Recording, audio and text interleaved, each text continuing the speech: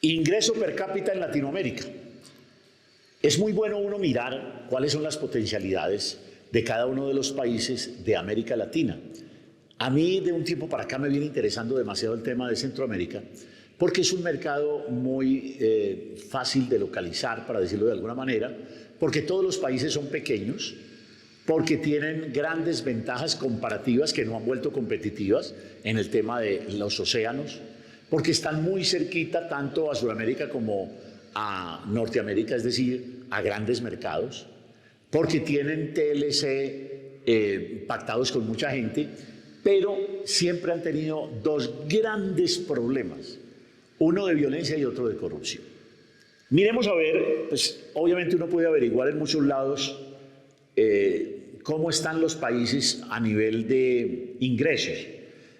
Y entonces me he encontrado con unas cifras que espero estén muy actualizadas sobre el PIB de cada uno de los países y cómo repartido en su población podría uno decir que es el ingreso de cada uno de los habitantes de esos países. Entonces, de acuerdo con el PIB o PIB de Nicaragua, este es el país más pobre de Centroamérica, con $2.384 por habitante. Nicaragua, ustedes lo saben muy bien, vive del café, la caña de azúcar y el banano, es decir, de la agricultura, de los productos primarios. Como primario es su mandatario, ese bocón, ese tirano, ese... es que hay tantas maneras de llamarlo, pero no es extraño, por supuesto, que con el tratamiento que le da a su gente, que con el no me importa, con el resto del mundo, que tomándose obviamente la democracia por asalto, pues tenga un PIB de $2.384 por persona, como el más bajo de Centroamérica y los más bajos del mundo. Sigue Honduras. Honduras tiene ese ingreso en $2.925 según los datos que tengo. Y Honduras también está dedicado a exportar agricultura, es decir, café, palma africana y banano. Es el segundo país más pobre. Primero Nicaragua, segundo Honduras. En Honduras pareciera que no se logra, digamos, como dar un paso adelante para poder salir de una pobreza permanente y de unas ganas de muchos jóvenes y, bueno, de personas mayores, de familias enteras, de irse a buscar el ya no tan buen sueño americano. El tercer país, del que no mucho se habla, un pequeño país, es Belice. Y Belice tiene también agricultura, pero tiene servicios. El ingreso per cápita ahí es de 4.519, o no es el ingreso per cápita, sino la repartición por el número de habitantes del PIB nacional, $4.519. En cuarto lugar está El Salvador, y El Salvador habitualmente en los últimos años ha vivido de tres asuntos muy concretos. El primero son las remesas. Ustedes saben que hubo una diáspora total de salvadoreños, ese pequeñísimo, el país más pequeño de Centroamérica, hacia Norteamérica, particularmente en las décadas del 80 y del 90, y bueno, eso ha continuado. Pero El Salvador, digamos que como fruto de eso, ha logrado o estuvo logrando que su economía dependiera prácticamente de las remesas de sus hijos, que no necesariamente vivían muy bien en Norteamérica. Norteamérica los acogió, Norteamérica ha acogido a todo el mundo. Por eso es que tanta gente también se quiere ir. En Norteamérica la vida es difícil, por supuesto, pero por lo menos les abrió los brazos.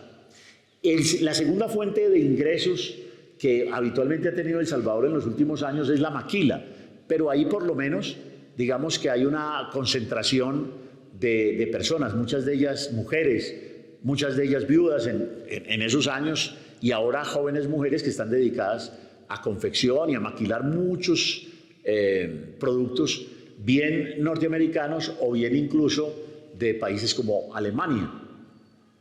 Y también El Salvador tiene agricultura, claro, todos los países centroamericanos de alguna manera viven de agricultura, pero El Salvador cuenta con una fortuna y es que ha ido ascendiendo en sus ingresos. Por una razón sencillísima. Porque un señor que se llama Nayib Bukele, al que yo siempre le doy mis respetos, entendió que para poder vivir bien había que estar seguros. Y para estar seguros había que darle duro a la criminalidad. Se le va la mano, dicen algunos. La OEA vive llorando. De la ONU le mandan mensajes y él dice, no señor, yo prefiero alimentar a mis niños que alimentar a los maras, a las bandas de criminales. Y amenaza que va a ir hasta por el último. Y lo está haciendo. Entonces, ¿qué sucede? Pues hay como reacción dos cosas muy positivas. La primera, que la propia gente se siente seguro. Y entonces, mientras en Honduras todavía la gente quiere seguir yéndose, en El Salvador ya la diáspora ha mermado ostensiblemente. Se quieren quedar y quieren producir. Y lo segundo es que empiezan a explotar un tema que es el turismo. Salvador es muy atractivo porque es un bello pequeño país que a nivel de naturaleza, pues como todos los países de Centroamérica y los del norte de Sudamérica, tenemos ese gran regalo del cielo, una naturaleza con una preciosa fauna y con exuberante flora. Pero ahí es donde está la razón, porque mire, cuando usted tiene seguridad, la gente quiere invertir, los propios y los extraños. Cuando la gente invierte, necesita mano de obra. Esa mano de obra debe ser calificada. En muchos de los cargos debe ser calificada y entonces la única solución es la educación. Entonces mire que tres cositas van de la mano: seguridad, inversión y educación. La tarea la está haciendo Nayib Bukele muy bien. Yo estoy absolutamente seguro que va a ser reelecto en febrero del año entrante. Pero de lo que se trata entonces es de que estemos a la expectativa, que estemos analizando permanentemente qué sucede con su economía. Yo le apuesto a un crecimiento superior al de sus pares en Centroamérica, por una razón absolutamente elemental. Yo cuido mi dinero, invierto donde me dan seguridad, Salvador no tiene demasiadas trabas para invertir y tiene un presidente muy joven, lleno de coraje y de valentía, que va a ser capaz de hacer respetar lo que se vaya logrando.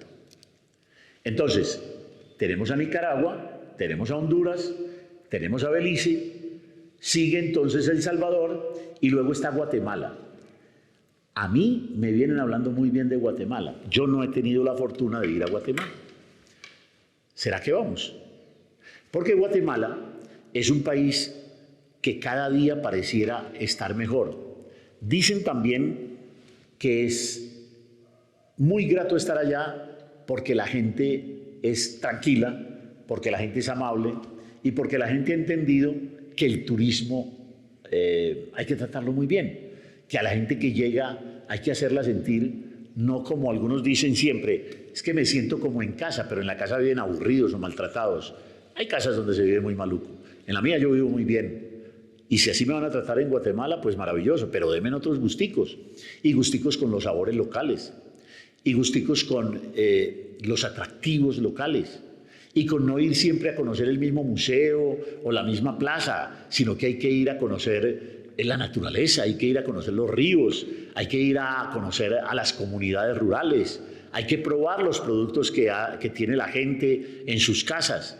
Hay que ver cómo son sus artesanías, hay que comprar de la producción nacional, hay que vivir incluso no en los hoteles, porque un hotel es casi igual en todas partes. ¿Por qué no vivir en las casas propias de los campesinos y generarles algún ingreso? Es decir, hay mucho que hacer y pareciera que Guatemala es un muy buen país para eso.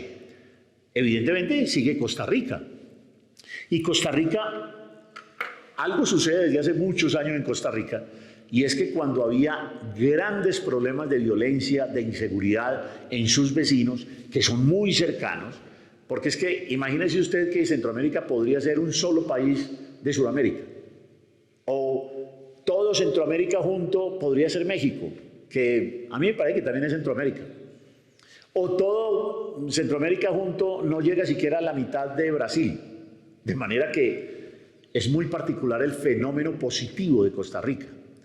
A Costa Rica ha llegado mucha gente. Cuando en Colombia hubo toda la violencia terrible de los años 90 del narcotráfico, muchos colombianos se fueron para San José y para otras ciudades y allá tienen sus explotaciones de banano y allá viven muy bien. Costa Rica se diferencia bastante de los anteriores en cuanto a que, por ejemplo, mientras en Nicaragua estábamos hablando, repartido ese PIB por persona de $2.384, en Honduras de 2.925, en Belice de 4.519, en El Salvador de 4.689, en Guatemala de 4.863, casi muy parecido a El Salvador. En Costa Rica ya saltamos a $12.484 por persona. Algunos dirán, bueno, pero es que a mí no me toca, ¿dónde están mis dólares? ¿Dónde está esa repartición del PIB? Pues evidentemente eso es una charlatanería económica, porque estos son simplemente cifras y estadísticas, pero eso sí muestra qué tan bien o qué tan bien se puede vivir en un país. Costa Rica, pues, es el segundo de los que mejor viven en Centroamérica, y el primero está Panamá. Bueno, pero es bueno decir que en Costa Rica el turismo, la agricultura y algo que se volvió fenómeno a final de la década de los 90 y a principios de la primera década del 2000 es el tema de los equipos electrónicos. En Costa Rica, más que en cualquier otro país de América, se metieron con el tema de tecnología, con la producción de partes de tecnología. Y obviamente eso implicaba también que su gente ya tuviera que agregar valor. Y para agregar valor hay que educarse. No hay otro camino, por lo menos saber algo de algo. No ser simplemente influencer, no ser simplemente bonito, no simplemente tener muchos seguidores. Aunque yo quiero muchos seguidores, vale decir. Pero hay que estudiar un poquito. Y ojalá otro poquito, y ojalá otro poquito y volverse experto. Costa Rica vive de la agricultura, de los equipos electrónicos y del turismo. Y el que mejor vive en Centroamérica es Panamá.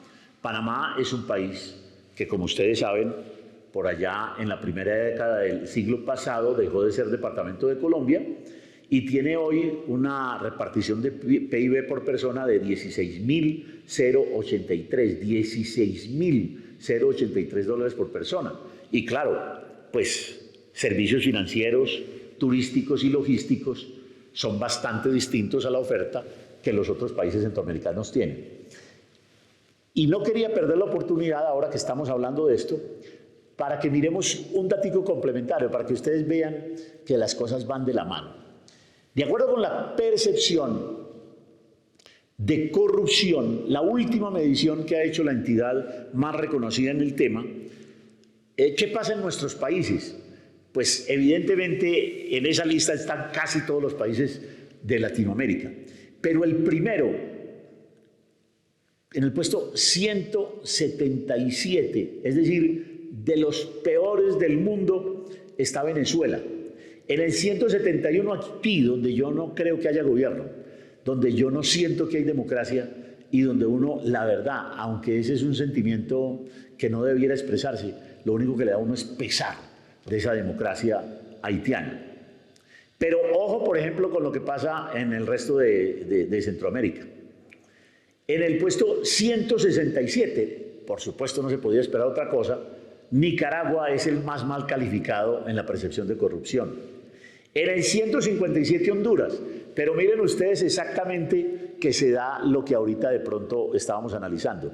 Y es que Nicaragua es el de peor PIB y lo sigue Honduras. Y justo en la clasificación están 167 Nicaragua, 157 Honduras, 150 Guatemala, los cuatro países que en su orden estaban en ese tema del PIB.